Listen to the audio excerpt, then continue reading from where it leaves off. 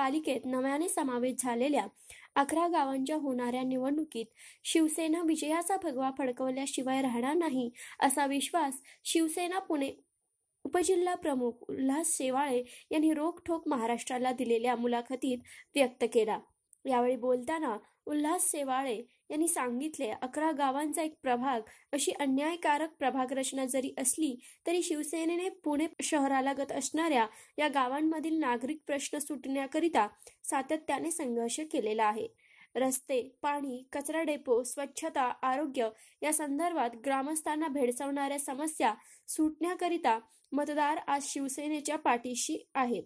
त्यामुळे पुणे महानगरपालिका निवडणूक आणि लोकसभा, विधानसभा निवडणुकांमध्ये सेनेचे उमेदवारच निवडून येणार असून पक्षाने संधी दिल्यावर मनपा निवडणुकीचे आव्हान स्वीकारणार असल्याचे त्यांनी स्पष्ट केले।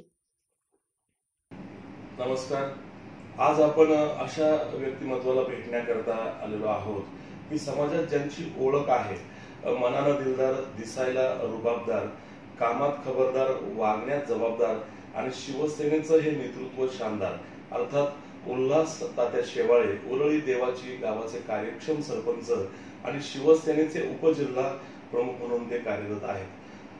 तात्या, तुम्हाला पहिला प्रश्न असा आहे की आतापर्यंतच्या राजकीय आणि सामाजिक वाटचालीबद्दल रोखठोक महाराष्ट्राला काय सांगाल?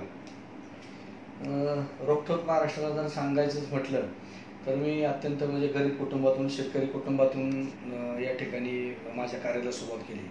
साधारण 2000 साली मी संभाजीराजे प्रतिष्ठानची स्थापना केली, कारण छत्रपती शिवाजीराजे सर्व महाराष्ट्राला ज्ञात होते, परंतु छत्रपती संभाजीराजांचा जो इतिहास आहे तो लोकांपर्यंत पोहोचवायची एकच तळमळ आणि एकच धडपड ही मनात घेऊन मी तसं म्हटलं तर राजकारणामध्ये किंवा सामाजिक कार्यामध्ये सुरुवात केली। संभाजीराजे प्रतिष्ठानच्या माध्यमातून मी संभाजीराजांचे विविध उपक्रम या ठिकाणी साजरे करतो। त्यांचे जे जन्मदिवस आहेत ते रक्तदान शिबिर असतील, महिलांचे सेल्फ प्रोटेक्शनचे जे शिबिर असतील, क्लासेस असतील, त्यांच्या माध्यमातून आपण या ठिकाणी संभाजीराजांचा इतिहास, व्याख्यानं असतील, प्रवचनं असतील, तरुणांना सोबत घेऊन संभाजीराजांची जी पालखी निघते पुरंदरपासून इकडे वडूतुळापूरपर्यंत जी जाते, तर त्या माध्यमातून आपण कार्याला सुरुवात केली।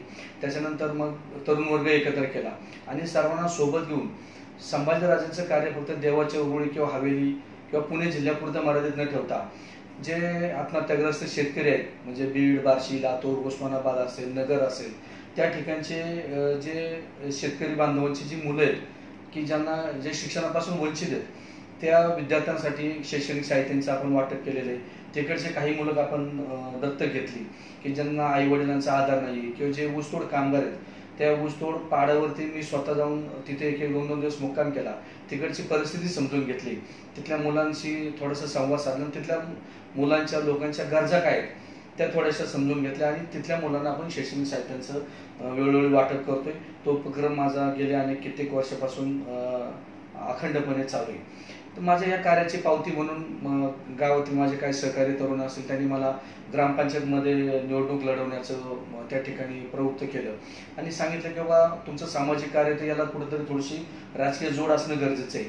आणि म्हणून मग मी 2000 साली प्रथम निवडणूक लढवू देवाच्या उरुळी ग्रामपंचायतची। त्याच्यानंतर निवडणूक चांगल्या मताने, चांगल्या फरकाने निवडून आल्यानंतर मला गावातील चांगले जे बुजुर्ग आहेत, जुने जाणते लोक आहेत, त्यांनी मला उपसरपंच पदाची त्या ठिकाणी धोरण मला सांभाळायला दिली, कारण त्यावेळेस महिला आरक्षण होतं। पुन्हा 2015ला इलेक्शन लागली, त्यावेळेस मी 2 ठिकाणी 2 वार्डातून निवडणूक लढवली। मी दोन्ही ठिकाणी त्या ठिकाणी प्रचंड मताने विजय झालो। त्यावेळेस मी परत सरपंच पदाची धोरण सांभाळले।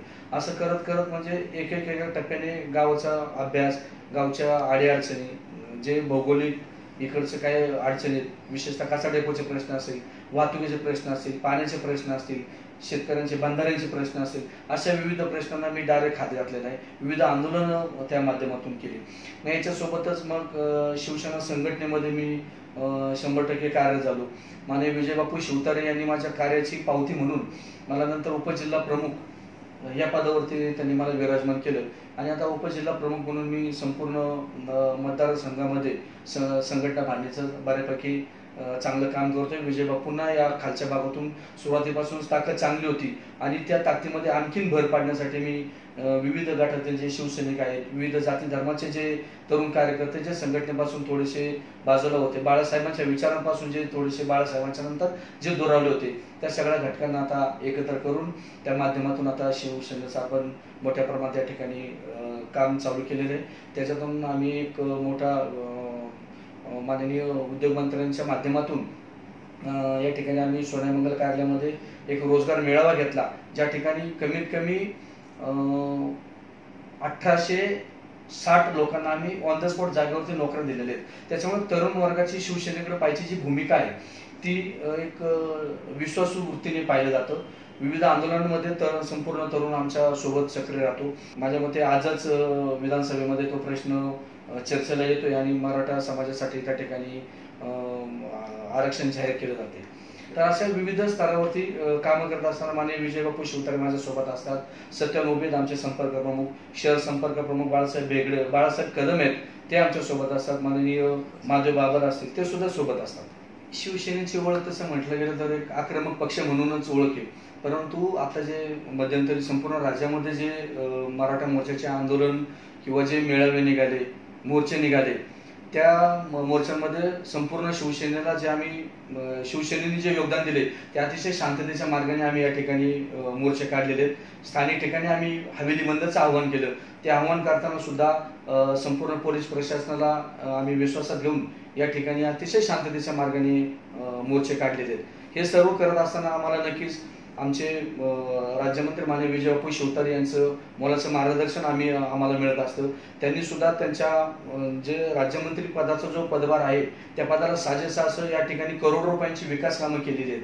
त्यासोबतच मला आमचे संपर्क नेते असतील सत्यन उबे साहेब त्यांचं सुद्धा मोलाचं मार्गदर्शन मिळतं, राम कदम साहेब आहेत त्यांचं मोलाचं मार्गदर्शन मिळतं, विजयभाई कदम आहेत त्यांचंही मोलाचं मार्गदर्शन मिळतं, रवींद्र मिरलेकर साहेब आहेत त्यांचे सुद्धा आम्हाला या ठिकाणी खूप मोलाचं मार्गदर्शन मिळत असतं. तर ह्या सर्वांच्या आशीर्वादाने आणि यांच्या सर्वांच्या सूचनेनुसार आम्ही या ठिकाणी संघटना बांधण्याचं काम आता खूप जोरात आणि मोठ्या प्रमाणात येते. येत्या निवडणुकीमध्ये आम्ही 100% विधानसभेमध्ये तर या ठिकाणी पुण्यात भगवा झेंडा फडकवणारच आहे, परंतु त्यासोबतच येणाऱ्या 11 गावांमध्ये सुद्धा या ठिकाणी नक्कीच शिवसेनेचा आम्ही झेंडा फडकवल्याशिवाय राहणार नाही. तात्या, पुणे महानगरपालिकेमध्ये नव्यानं समावेश झालेल्या गावांकरिता पुणे महानगरपालिकेने निवडणूक जाहीर केलेली आहे आणि आता ह्या 11 गावांमध्ये शिवसेनेला नेमकं कशा पद्धतीचं वातावरण आहे, काय सांगाल एक उपजिल्हाध्यक्ष या नात्यानं आपण? तसं जर पाहायला गेलं तर अनेक लोकांचा असा संभ्रम आहे की शिवसेनेचं कार्य दिसून येत नाही किंवा काय नाही, परंतु स्थानिक ठिकाणी जर तुम्ही लोकांशी जर संवाद साधला तर ग्राउंड लेवलला आजही फक्त शिवसेनाच या ठिकाणी काम करते. अनेक या ठिकाणी दिग्गज येतील, फेसबुक व्हॉट्सअपच्या माध्यमातून मीडियाच्या माध्यमातून कुठेतरी छोटंसं कार्य करतात आणि त्याची प्रचंड प्रमाणात जाहिरात करते, परंतु तसं नाहीये. या ठिकाणचा स्थानिक आमचा जो कचरा डेपोचा प्रश्न आहे त्या कचरा डेपोसाठी आम्ही खूपदा या ठिकाणी आंदोलनं केलेली आहेत आणि महानगरपालिकेने आम्हाला त्यावेळेस भरघोस निधी या ठिकाणी उपलब्ध करून दिलाय. त्या माध्यमातून आम्ही या ठिकाणी नक्कीच संपूर्ण म्हणजे पुरसुंगी देवाचे गाव असेल, उरुळ देवाचे गाव असेल, ड्रेनेज लाईनची व्यवस्था केलेली आहे, त्या ठिकाणी कॉन्क्रीटचे रस्ते करून झालेत, वृक्षारोपणाची कामं झालेली आहेत, हॉस्पिटलची या ठिकाणी कामं झाली आहेत, आता गार्डनची सुद्धा या ठिकाणी कामं चालू आहेत, टँकरच्या माध्यमातून सुद्धा या ठिकाणी पाणी पुरवठा आता जो आहे तो तुटपुंजा पद्धतीचा आहे, परंतु जी शिवसेना या ठिकाणी आंदोलन करते, जी शिवसेना मागणी करते त्या माध्यमातून महानगरपालिकेवरती एक वेगळा वचक जो निर्माण झाला तो फक्त शिवसेना पक्षाचा आहे. कारण माननीय राज्यमंत्री जे विजय बापू शिवतारे ते वारंवार या ठिकाणी अधिकाऱ्यांशी चर्चा करत असतात, मिटिंग लावत असतात. त्या मिटिंग लावताना शिवसैनिकांसोबत जे गावातील दोन्ही गावातील पदाधिकारी आहेत त्या पदाधिकाऱ्यांना सोबत घेऊन या ठिकाणी आम्ही महानगरपालिकेमध्ये चर्चेला जात असतो. नरे आंबेगावमध्ये असेल तर तुम्ही त्या ठिकाणचा बांधकामाचा प्रश्न असेल, आमचे जिल्हा प्रमुख माननीय रमेश कोंडे असतील त्यांनी सुद्धा मध्ये आणि बांधकामाच्या विरोधात खूप मोठा लढा दिलेला आहे. त्याच्यामुळे जर 11 गावांच्या बद्दल जर म्हणायला गेलं तर खासदार आढळराव पाटील आहेत, त्यांचं लोगांमध्ये खूप चांगले संपर्क आहे, त्यांनी सुद्धा त्या ठिकाणी खूप मोठ्या योजना राबवल्या आहेत, खूप मोठा या ठिकाणी विकासाचं एक वेगळं शिवसेनेचं एक वेगळं असं मॉडेल तयार केलेलं आहे. आता हे मॉडेल थोडंसं दिसायला वेळ लागतोय, परंतु 100% याचा परिणाम या महानगरपालिकेच्या 11 गावांच्या निवडणुकीमध्ये एक वेगळाच दिसणार आहे. कारण या ठिकाणी शिवसेनेची एक वेगळी ताकद आहे, शिवसैनिकांची एक वेगळी ताकद आहे आणि ही संपूर्ण ताकद घेऊनच आम्ही यावेळच्या या 11 गावांच्या निवडणुकीला सामोरे जातो. तात्या, पुणे महानगरपालिकेमध्ये नव्यानं 11 गावांचा समावेश झालेला आहे आणि या गावांची निवडणूक जाहीर झालेली आहे, निवडणुकीचं वारं फिरायला लागलेलं आहे आणि शिवसेनेकडनं उमेदवार म्हणून तुम्ही या निवडणुकीच्या रिंगणात उतरणार असं जनसामान्यांमध्ये, मतदारांमध्ये आणि शिवसैनिकांमध्ये चर्चा आहे. यावर आपण काय सांगाल? या निवडणुकीमध्ये मी उतरणार असं काही हे नाहीये, परंतु जर माननीय आमचे पक्षप्रमुख जे आहेत उद्धवसाहेब ठाकरे त्यांनी जर आदेश दिला, त्यांनी जर माझ्यावर ही जबाबदारी दिली तर मी 100% ही निवडणूक शिवसैनिकांच्या जी आमची ताकद आहे त्या ताकदीने सगळे एकनिष्ठपणे सगळे एकत्र या निवडणूक रिंगणामध्ये उतरणार आणि या ठिकाणी 100% भगवा फडकवल्याशिवाय राहणार नाही.